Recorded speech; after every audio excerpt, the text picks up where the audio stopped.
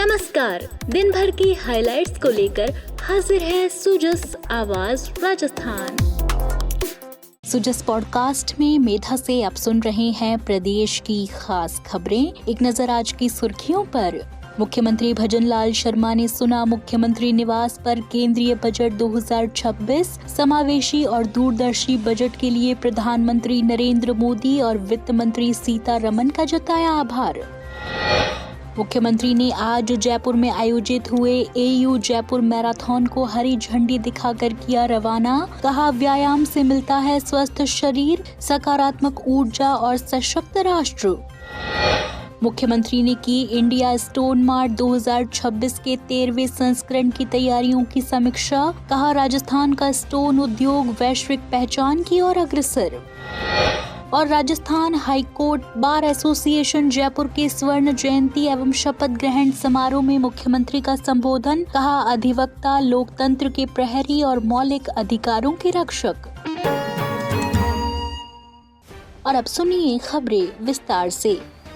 मुख्यमंत्री भजनलाल शर्मा ने कहा कि केंद्रीय बजट 2026 समावेशी, प्रगतिशील और दूरदर्शी सोच का प्रतीक है, जो विकसित भारत के निर्माण के लिए एक सशक्त रोड मैप प्रस्तुत करता है। उन्होंने इसके लिए प्रधानमंत्री नरेंद्र मोदी और वित्त मंत्री निर्मला सीतारमण के प्रति हृदय से आभार व्यक्त किया। मुख्यमंत्री ने मुख्यमंत्री निवास पर केंद्रीय बजट 2026 का श्रवण करने के बाद कहा कि यह बजट बुनियादी ढांचे से लेकर आर्टिफिशियल इंटेलिजेंस, ग्रामीण समृद्धि से पर्यटन, युवा शक्ति की भागीदारी से सुदृढ़ अर्थव्यवस्था और स्वास्थ्य सेवाओं से जन कल्याण तक सभी प्रमुख क्षेत्रों को समेटे हुए है। मुख्यमंत्री भजनलाल शर्मा ने कहा कि इस बजट के 3 प्रमुख कर्तव्य हैं। निवेश एवं रोजगार के माध्यम से आर्थिक विकास को गति देना, नागरिकों को बेहतर सुविधाएं और अवसर उपलब्ध करवाना और सबका साथ सबका विकास के संकल्प के साथ विकास का लाभ समाज के हर वर्ग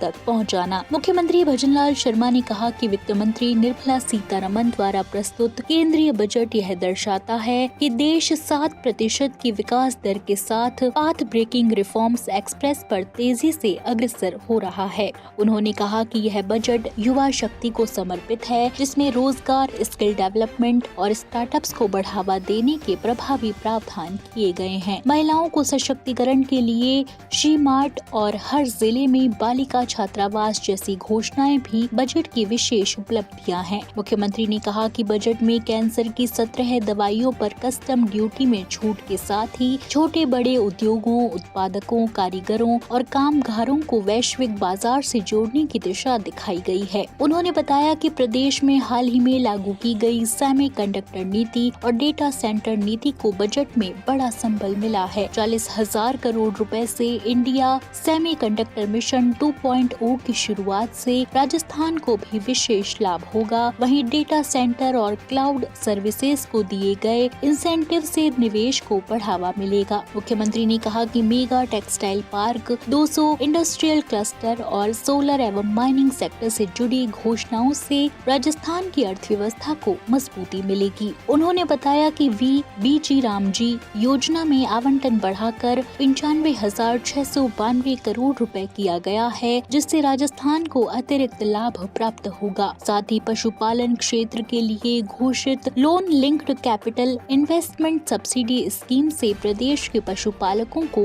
व्यापक लाभ मिलेगा। आज मैं भारत सरकार द्वारा प्रस्तुत केंद्रीय बजट के लिए देश के यशस्वी प्रधानमंत्री माननीय श्री नरेंद्र मोदी जी का हृदय से आभार और अभिनंदन करता हूं। वित्त मंत्री श्रीमती निर्मला सीतारमण जी ने इस बजट में सभी राज्यों को एक साथ आगे लेकर चलने का महत्वपूर्ण विजन प्रस्तुत किया है। इसके लिए मैं उनका धन्यवाद ज्ञापित करता हूं। कर्तव्य भवन में तैयार किया गया ये पहला बजट तेज आर्थिक विकास, लोगों की आशाओं और आकांक्षाओं पर खरा उतरने और सबका साथ सबका विकास के 3 कर्तव्यों को समर्पित रहा है। ये बजट बताता है कि पूरा देश 7% की विकास दर के साथ पाथ ब्रेकिंग रिफॉर्म एक्सप्रेस पर शानदार परफॉर्म कर रहा है। सही मायने में यह बजट युवा, महिला, किसान, वंचित, गरीब और आम आदमी का बजट है। युवा शक्ति केंद्रित इस बजट में युवाओं के लिए रोजगार, स्किल डेवलपमेंट और स्टार्टअप को बढ़ावा देने वाला प्रावधान किए गए हैं। सी मार्ट खुलने से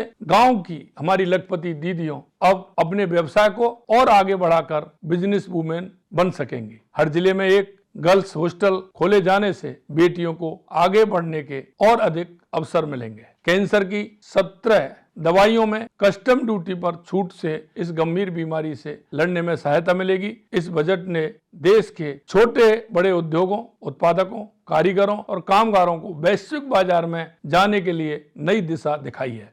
माननीय प्रधानमंत्री जी ने इस बजट के माध्यम से राजस्थान को विकास की मुख्य धारा में और अधिक मजबूती से जोड़ने का काम किया है। बीबीजी रामजी योजना में नरेगा की तुलना में 86,000 करोड़ से बढ़कर 95,692 करोड़ राशि का आवंटित किया है। राजस्थान को इससे अतिरिक्त राशि मिलेगी। पशुपालन राजस्थान की अर्थव्यवस्था का प्रमुख हिस्सा है। Loan lift capital investment subsidy scheme से पशुपालकों को भरपूर लाभ मिलेगा।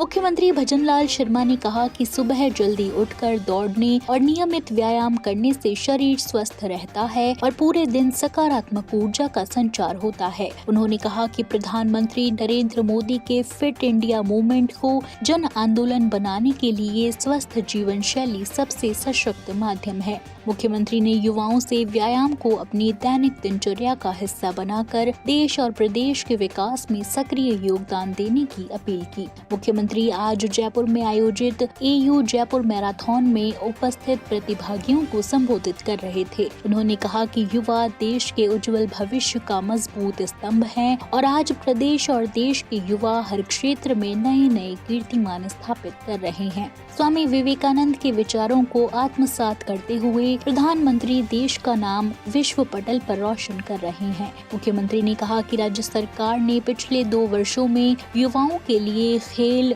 रोजगार, कौशल विकास सहित अनेक क्षेत्रों में व्यापक अवसर उपलब्ध कराए हैं। इससे युवा न केवल रोजगार प्राप्त कर रहे हैं बल्कि रोजगार प्रदाता भी बन रहे हैं। कार्यक्रम के दौरान मुख्यमंत्री ने मैराथन को रामनिवास बाग से हरी झंडी दिखाकर रवाना किया और विजेता प्रतिभागियों को मेडल और प्रमाण पत्र प्रदान कर सम्मानित किया। उन्होंने प्रतिभागियों का उत्साहवर्धन करते हुए उनके उज्जवल भविष्य की कामना भी की। मुख्यमंत्री भजनलाल शर्मा ने कहा कि राजस्थान का पत्थर उद्योग निरंतर प्रगति कर रहा है और राज्य सरकार इसे राष्ट्रीय व अंतर्राष्ट्रीय स्तर पर विस्तार देने के लिए ठोस कार्य योजना के साथ आगे बढ़ रही है। उन्होंने कहा कि आगामी इंडिया स्टोन मार्ट 2026 का आयोजन प्रदेश की स्टोन इंडस्ट्री के विकास के लिए एक अहम कड़ी साबित होगा। मुख्यमंत्री भजनलाल शर्मा मुख्यमंत्री कार्यालय में आयोजित बैठक में इंडिया स्टोन मार्ट 2026 के 13वें संस्करण की तैयारियों की समीक्षा कर रहे थे। उन्होंने अधिकारियों को निर्देश दिए कि राष्ट्रीय एवं अंतर्राष्ट्रीय विक्रेताओं को राजस्थान के समृद्ध पत्थर उद्योग की पूरी जानकारी दी जाए और स्टोन मार्ट में घरेलू और प्रवासी सहभागिता को बढ़ावा दिया जाए। श्री शर्मा ने स्टेट एवं कंट्री पैवेलियन की तैयारियां समयबद्ध रूप से पूर्ण करने के निर्देश दिए। साथ ही स्टोन मार्ट के दौरान आयोजित होने वाले जयपुर आर्किटेक्चर फेस्टिवल के माध्यम से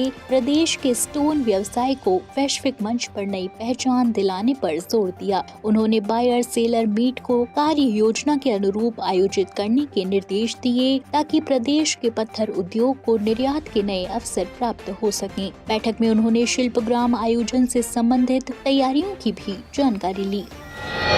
मुख्यमंत्री भजनलाल शर्मा ने कहा कि भारत के स्वतंत्रता आंदोलन की अगुवाई अधिवक्ताओं ने की, जिनमें राष्ट्रपिता महात्मा गांधी, लौह पुरुष सरदार वल्लभ भाई पटेल और बाबा साहब डॉक्टर भीमराव अंबेडकर जैसे महान विधिवेत्ता शामिल हैं। उन्होंने कहा कि हमारे संविधान का निर्माण इन्हीं महान अधिवक्ताओं की दूरदर्शिता का परिणाम है, जिसके कारण यह विश्व का सबसे विस्तृत और जीवंत संविधान बना। मुख्यमंत्री Rajasthan high court bar association Jaipur के शपथ ग्रहण एवं स्वर्ण जयंती समारोह को संबोधित कर रहे थे। उन्होंने कहा कि 3,500 से अधिक अधिवक्ताओं वाली यह संस्था शक्ति, एकता और न्याय के प्रति समर्पण का प्रतीक है, जिसने 50 वर्षों में अनेक कीर्तिमान स्थापित किए हैं। मुख्यमंत्री ने कहा कि अधिवक्ता केवल वकालत ही नहीं करते, बल्कि वे शोषित और वंचित वर्ग की आवाज बनकर उन्हें न्याय दिलाते हैं। वे मौलिक अधिकारों के रक्षक और लोकतंत्र के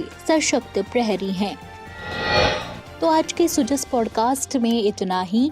मेधा को दीजिए इजाजत, कल फिर होगी आपसे मुलाकात। तब तक बने रहिए सुजस आवाज राजस्थान के साथ। नमस्कार।